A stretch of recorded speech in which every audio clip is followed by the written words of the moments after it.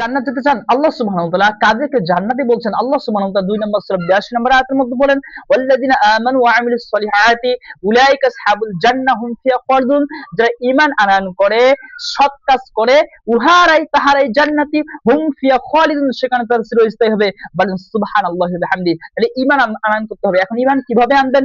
আল্লাহর প্রতি, ফেরেশতাদের প্রতি, কিতাবের প্রতি, রাসূলের প্রতি, আখিরাতের প্রতি, তাকদীর ভালো মন্দের প্রতি, 6টি বিষয়ের প্রতি ঈমান আনতে হবে। প্রথমত হলো আল্লাহর প্রতি কিভাবে ঈমান আনবেন? আল্লাহর প্রতি ঈমান আনতে হবে লা ইলাহা ইল্লাল্লাহ, যে আল্লাহ ছাড়া কোনো ইলাহ নাই, আল্লাহ ছাড়া কোনো আইনদাতা, বিধানদাতা, লালনকর্তা, পালনকর্তা, সৃষ্টিকর্তা, রিজিকদাতার কাউকে মানি না। এটাই হলো লা ইলাহা ইল্লাল্লাহ। আল্লাহ কি এক, এই তাওহীদ সহকারে আল্লাহর প্রতি ঈমান আনতে হবে। এবং আল্লাহ ছাড়া কারো কাছে দোয়া, মান্নত, নজর, তাওয়াক্কুল, আশা, আকাঙ্ক্ষা, ভরসা কাউকে করি না। এটাই হলো লা ইলাহা ইল্লাল্লাহ, এটাই হলো ঈমান। এবং সৎ কাজ করতে হবে, সালাত, সিয়াম, হজ, যাকাত, তাহলে আমরা জান্নাতি হতে পারবো। সুবহানাল্লাহি ওয়া বিহামদিহি।